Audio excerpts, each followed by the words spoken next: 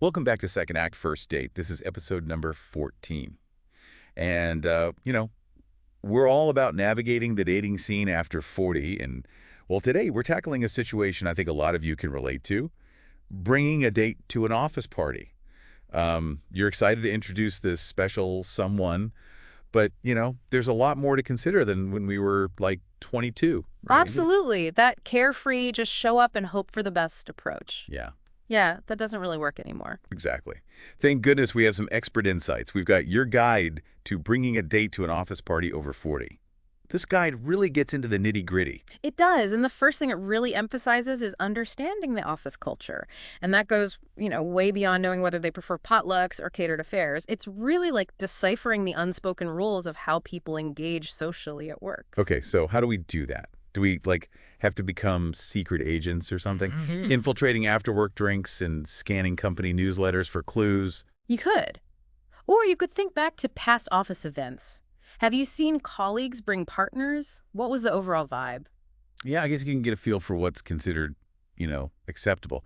Remember the time Bob from accounting brought his karaoke machine? Yeah, Bob might not be the best example for office party etiquette. Definitely not. So observation is key, but the guide also suggests talking to colleagues. Is it too forward to just ask about the unwritten rules?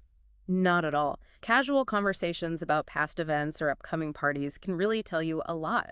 Just say things like, have you been to this before? What's it usually like? Oh, that's good.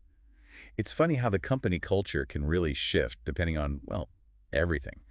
The industry, the size of the company, even just the personalities of whoever's in charge, Yeah. A laid-back startup might be all about plus ones, but a buttoned-up corporate environment could be a completely different story. Yeah, you're totally right. And the guide actually mentions that companies often have these unspoken rules about bringing guests, especially romantic partners. Some might discourage it altogether, while others might have specific guidelines. So it's really good to be aware of that. That makes sense. You don't want to, create any awkwardness, especially when you're over 40 and have a bit more experience navigating office politics. Right. And speaking of experience, let's talk about choosing the right plus one. This is where it gets really interesting. Okay, so spill the tea. What are we looking for in an office party date? Well, first and foremost, they need to be comfortable in social situations. It's not the best time to introduce someone who clams up in groups or needs constant reassurance. You want someone who can, mingle and chat and hold their own in a conversation. Yeah, nobody wants to be babysitting their date all night or explaining inside jokes every 5 minutes. Right. And it's also really helpful if your date have familiarity with your work or at least an interest in what you do. Yeah, that's a good point. I remember once bringing a date who just spent the entire night grilling my colleagues about their salaries and vacation time. It was mortifying. No, that's not good. The guide emphasizes finding someone who complements you and your world, not someone who complicates the evening. So someone who's engaging, interested, and maybe even, knows the difference between a balance sheet and a sheet cake. Ideally, yes. But before we get into all that, let's take a quick break. We'll be right back with more. From your guide to bringing a date to an office party over 40. And don't forget to check out secondactfirstdatepodcast.com for more tips and advice on dating after 40. We've got everything from online dating profiles to first date ideas. And trust me, we've learned from a lot of awkward experiences. We'll be back in a jiffy.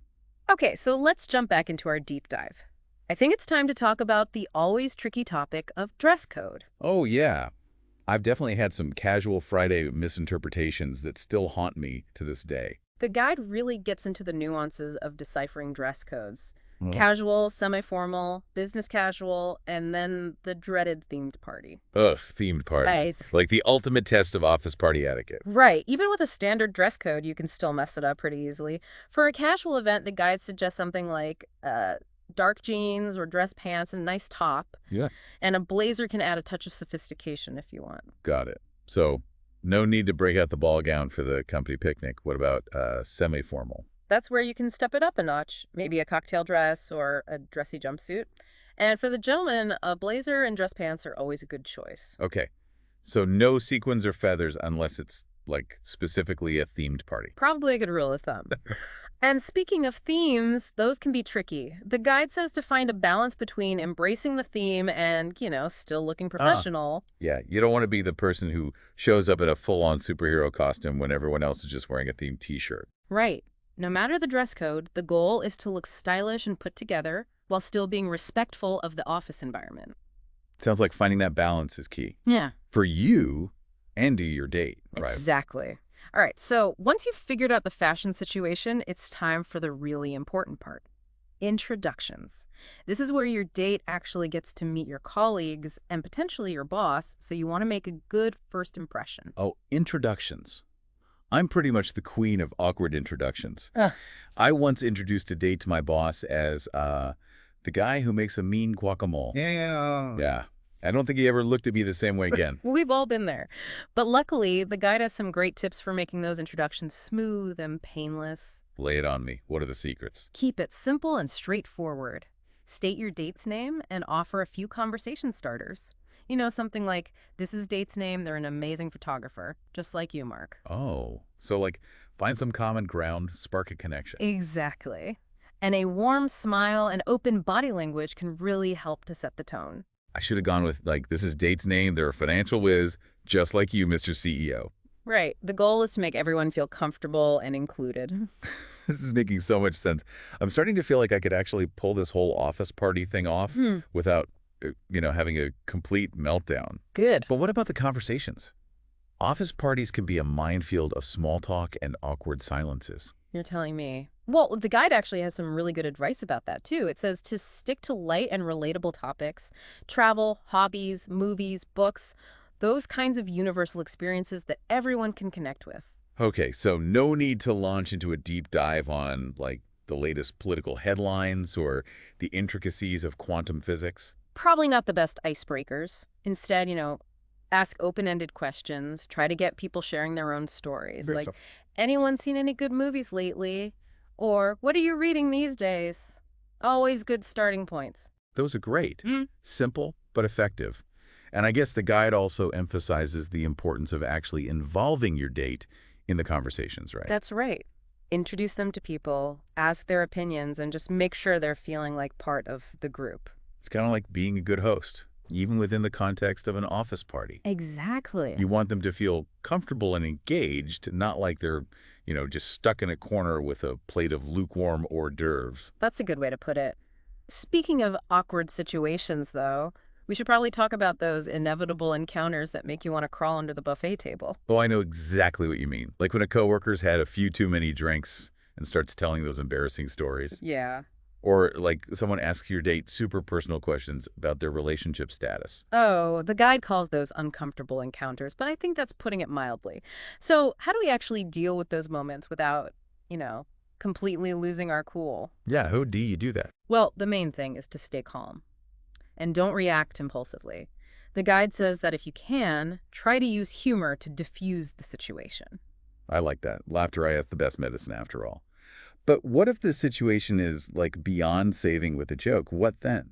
In that case, you can always politely excuse yourself and your date from the conversation. You don't have to just sit there and suffer through it. Just say something like, "Excuse us, we're going to grab some drinks." That's a good reminder. Sometimes you just got to get out of there. Right. But what about those situations where it's not a coworker being awkward, but it's your date? I once had a date who spent the entire party talking to my boss about his stamp collection. Oh, no. Well, in those cases, it's all about damage control. You can try to gently redirect the conversation or create an opportunity for them to mingle with other people. Right.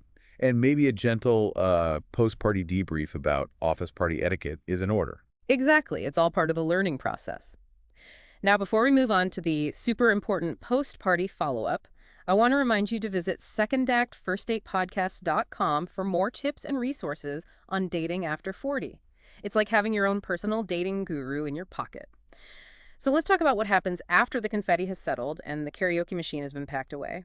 What does the guide have to say about the post-party follow-up? Okay, so the party's over, the decorations are down, now what? Is a thank you text to the host and a polite good night to your date good enough? Well, it's a good start, but the guide talks about a two-pronged approach to this whole follow-up thing. First, you've got to connect with your colleagues. Makes sense. You don't want to just disappear back into your cubicle and pretend like nothing happened. Exactly. Sending a quick email to whoever organized the party is always a nice touch. It shows that you appreciate the effort. Okay. Simple, but effective. And what about the colleagues that you actually, talk to? Do you just hope they don't make eye contact in the hallway the next day? Ideally not. Think about the conversations you had. Did you talk about any shared interests? Maybe you discussed a book they were reading or a restaurant they wanted to try. Ah, so you can actually use those as like a springboard for future connections. Something like, hey, it was so great talking to you about that Italian place. Maybe we could grab lunch sometime. Exactly. It's totally natural and it extends that connection beyond the party. Okay, so that's the colleagues. What about the date? Time for a post-party debrief. Definitely. The guide is all about open communication. Talk Yeah. about what you both enjoyed, maybe any awkward moments that you could laugh about later or learn from. How did you each feel about the whole experience? So it's less about figuring out if they want a second date and more about reflecting on the experience together, like a team. Right. It's a chance to, learn from each other and figure out how to navigate these things even better next time. It's like a relationship post-game analysis. I Yeah. love it.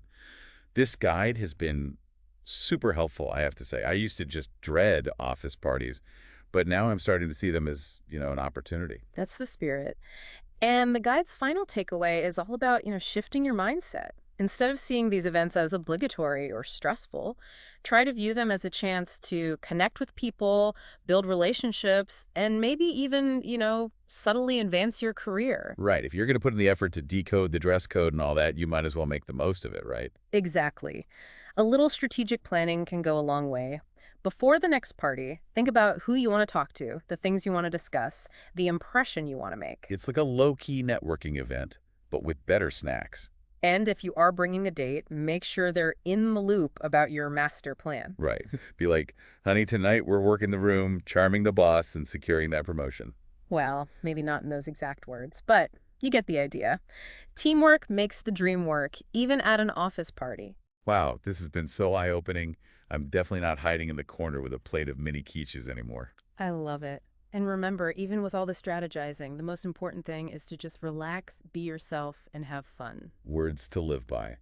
And if our listeners want more tips on, all this dating after 40 stuff, office party awkwardness included, where should they go? Second Act First Date Podcast.com. We've got tons of resources, advice, and of course, plenty of awkward stories to share. Awesome. Well, that's all for today's deep dive on the fine art of bringing a date to an office party over 40. We hope you learned something, had a few laughs, and are feeling ready to conquer your next office social gathering. Thanks for listening. And thank you for listening to the Second Act First Date, Over 40 and Awkward podcast. We'll see you next time.